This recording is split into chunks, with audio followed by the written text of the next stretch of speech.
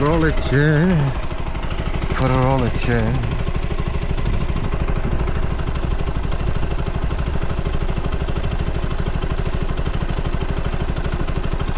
Pa gdje ste, drugari?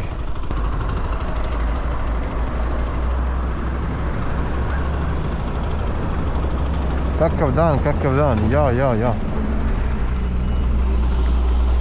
Krenulo je ono nešto sa kišom i time, sa sranjima. Ali onda je ispalo ovako. Ja vam se izvinjavam, moram ovo kao ubutam ovdje.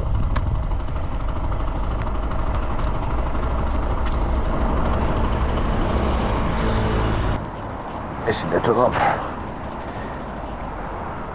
A, kako me čujete? Test. Kakav dan, ja. I naravno svi su pobjegli na neka sela. A ja, pošto sam danas radio, nisam mogao.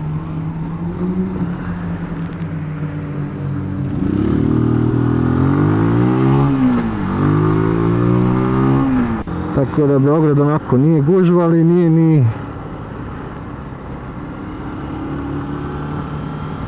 ni pusto. Znači, pošto je subota, kapiram da će sutra možda biti onako još lakše za vožnju.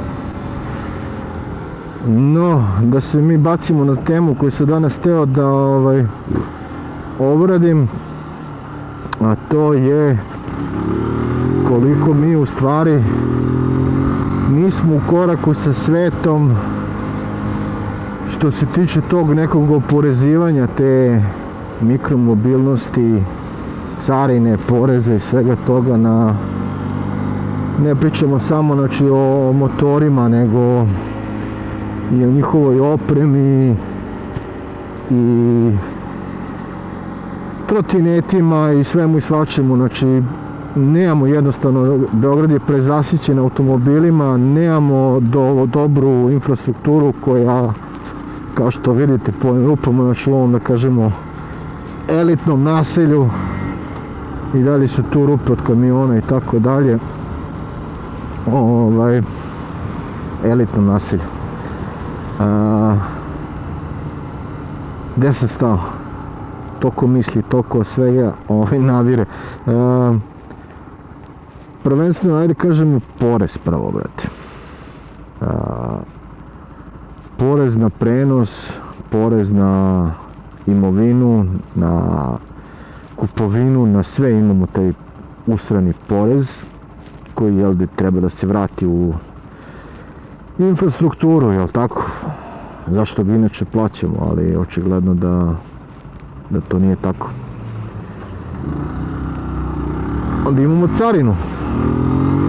Carina koja od skoro, nebitno koliki je paket, mora da bude 30%. I sad, na primjer, ja sam gledao za ovaj moj motorić lonac i cev, onda sam odustao od lonca zato što kada je tako neki veliki paket u pitanju, onda oni tu odrape sa shippingom i izaberem ti ja samo cev na moju adresu. Cev 30 eura, shipping 50 do Beograda na adresu. Ja rekao, ok, malo mi to nešto čudno mnogo, ali ok. Pričam ja tako sa drugarom, sa kolegom sa posla, kaže, pa ne, kao imaš nemačka varijanta i ostalo, da ti poručiš u Nemačku i oni ti dovezu to do ovde, ispadne jeftinije. Ja odem na AliExpress, stavim adresu, tipa Hamburga sam stavio, ne znam šta sam stavio. Shipping sa 50 na 30. Znači, jeftinije da šipuješ nešto u Nemačku nego da šipuješ u Srbiju. Zbog čega ne znam. Znači, nije Temu u pitanju nego AliExpress, znači nije da je centralno skladište u Nemačkoj pa je jeftinije. Ne, ovo su seleri koji su u Kini, registrovani na AliExpress i oni ti šalju direktno. Znači, jeftinije. Prvo to. Onda jeftinije isto bude i carine i porez kada to što ste poručili stigne u Nemačku. nego kod nas. Pa onda ima kod nas ono otvaranje, zatvaranje paketa, carinska kontrola. Znači na svakom koraku svaka služba mora da drpne nešto. I onda mi kao ekonomski tigar, skriveni zmaj, čim izađeš iz ovog, da kažeš, centra i šta ti ja znam, mi ovo je sad postao, da kažemo, centar, ideš po rupama, ideš po žicama, skoro sam na autokomandi udario u rupu koja je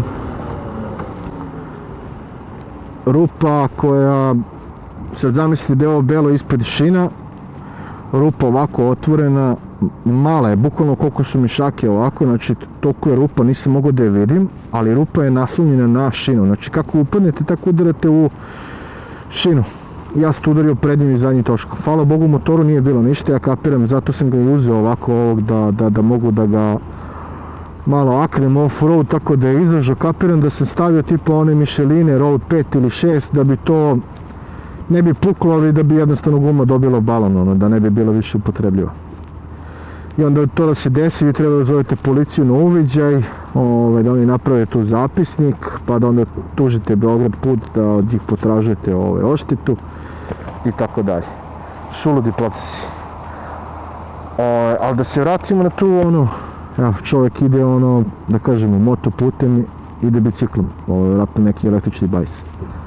Dosta vi to. Ja sam probao, uzeo sam ćerama trotinet električni i probao sam par puta, ja mislim da mi nešto motor bio na servisu ili auto ili tako nešto, ne mogu nešto se sjetim, bilo je davno, i probao sam trotinetom do posla. Znači, ima ta jedna biciklistička staza koja povezuje Mostar sa Banjicom, tamo pored VMA i ostalo. I to je onako lepa biciklistička staza koja nije kao, na primjer, u Mađarskoj tako nešto da je izdvojena biciklistička staza, nego jednostavno samo vas linija, nema fizičke barijere koja vas odvaja, već samo ovako linija. Znači tu autobus, kombi, kamion, nebitno, svi hoće da vas gazi, ajde to, pošto vi ste ograničeni na 25 na sat, ajde to kao ok, izboriš se sa svime time, ali ta biciklistička staza je isto urađena bez ikakvog plana i nelogična je. Znači na par mesta ona se samo završava, pa ponovo počinje, pa se uliva u autobuske stanice koje su dele isti trotoar. Znači bukvalno nelogična, retko ko ide njom, a mogla bi da ima takav potencijal samo da je fizički odvojena sa nekom barijerom. Ali nažalost nije. Jer u tu mikromobilnost, nažalost, niko ne ulaže. Ne znam zašto, ali niko ne ulaže. Zašto je to tako? To je jedan od delova gde bi grad mogao da uloži, da rastereti gradski saobraćaj i gužve od kojih svi ispaštamo. Znači, vi provodite po 2 sata u automobilu putujući od kuće do posla, što je nenormalno. Nenormalno.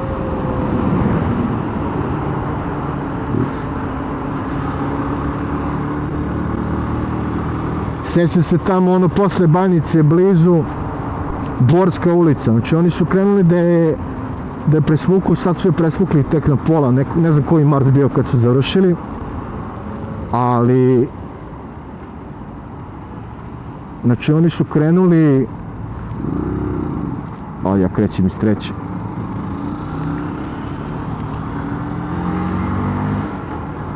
Znači oni su krenuli da je rade u fazonu oktobru, novembru, onda je pao onaj sneg, prvi jedini, stali su svi radovi i tek u martu su završili. Znači mi smo nekih 4 meseca fazon morali da vozimo po onom isečenom asfaltu koji je isečen ravno, znači nije isečen ukrivo, nego bukvalno ravno, da vi tu kad vidim vozače koji kad nilazi kolima, bukvalno polome se skroz. Znači vam pokažem tu gde je ta, mislim ovde su sve rupe, tako da gde je ta rupa, da obratite pažnje, ovo je ovde jedna s desna, evo je, znači ovo ovde je čudo, monstrosity, gde ne upadate samo u rupu, nego upadate direkt na šinu, katastrofa.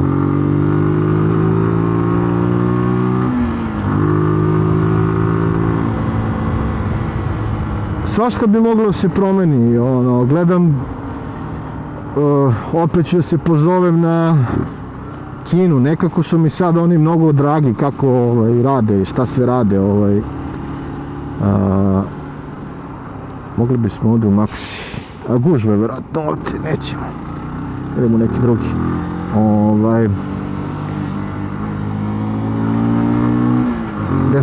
da se pozovem na Kinu, znači njima je porez na motocikl do 250 kubika nula. Nema jednostavno, znači nula je na do 250 kubika i to posle proporcionalno raste kako uzimate jači motor. Znači do 250 kubika nemate PDV. Šta vam to govori? Znači govori vam da su obzirni prema svojim stanovnicima, ali tako? Ili kod njih su isto gužve i ostalo, znači ako već si se odlučio da se iz komfora jednog ovakvog Audija prebaciš na 2 točka na neki skuter do 250 kubika, nebitno, na motor od 125 itd., da se voziš sa njim kao primarnim sredstvom za ono commute, kuća, posao, ideš i po zimi i kiši i tako dalje, što onda ja kao sistem da ti ne pomognem, em zauzimaš manje, em trošiš manje goriva, što je sada jako isto bitno, footprint u saobraćaju, ne zauzimaš isto toliko mesta, provlačiš se svuda, ne zauzimaš mesta da praviš još dodatnu gužvu, uglavnom si 99,9% više koncentrisaniji na ono što radiš nego prosječan vozač automobila, znači manje nesreća, manje stvari koje mogu da se dogode, ne znam, znači sistem kao sistem kod nas je napravljen samo za jedno, to je, mislim, da što više se uzmu ti novci i da završe ko zna gde. Ne bih sada da ulazim u politiku i tako dalje, ali jednostavno sve mi više liči kao da smo Rusija pre 20 godina. Šta je ovo, sunce ti je, koji su ovo izduvi, pula smrdi. Kao Rusija pre 20 godina, gde je bila apsolutna korupcija u svim sektorima, gde je Putin tamo raznorazne direktore fabrika dovodio na sastanke prisilom, gde im je davo svoju olovku, ovde mi potpišeš svoju ostavku i to je to. Znači ne kažem da su oni iskorenili korupciju totalno, niko nije, ali su je smanjili, a kod nas je i dalje FT1P, jebi ga, daj nešto malo podmaži pa možemo onda da pričamo.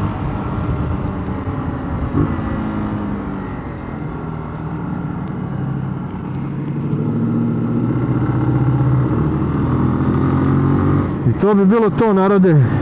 Nadam se da ste uživali za ovu vožnicu sa mnom i ovo je moj razgovor u kacigu, ovo je moj bunt. Stvarno mi se više smučilo da svi kupujemo, svi smo konsumeri, da kažemo, svi radimo i dalje sve isto i niko se ne buni. Dokle god se niko ne bude bunio, bit će nam isto.